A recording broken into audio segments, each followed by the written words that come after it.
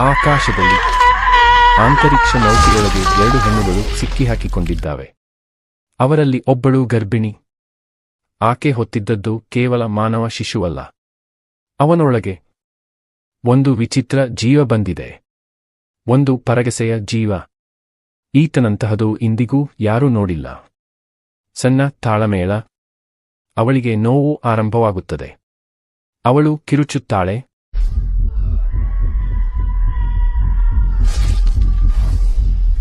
ಆಕೆ ಸಹನೆಗೊಳ್ಳಲಾರೆ. ಆದರೆ ಅವಳ ಗೆಳತಿ ಇದ್ದಾಳೆ. ಭಯಪಟ್ಟು. ಅದೆಷ್ಟು ಧೈರ್ಯದಿಂದ ಇದ್ದಾಳೆ. ಪ್ಲಾಸೆಂಟಾ ಮುರಿಯೋದಿಲ್ಲ. ಅವಳು ಕೈಯಿಂದಲೇ ಅದನ್ನ ಹರಿಯುತ್ತಾಳೆ. ರಕ್ತ, ಬೆದರು, ಶಾಂತಿ, ಸಣ್ಣ ನಿಶ್ಶಬ್ದ.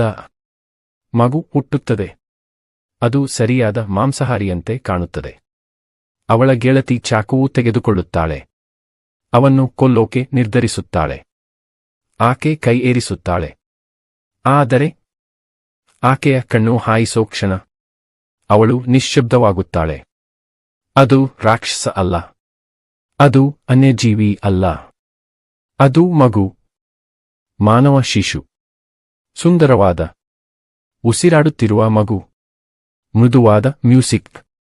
ಆಕಾಶದಲ್ಲಿ ಹೊಸ ಜೀವ ಹುಟ್ಟಿದೆ. ಇದು 2 ಜಗತ್ತುಗಳ ಮಿಶ್ರಣ. ಇದು ಹೊಸ ಆರಂಭ.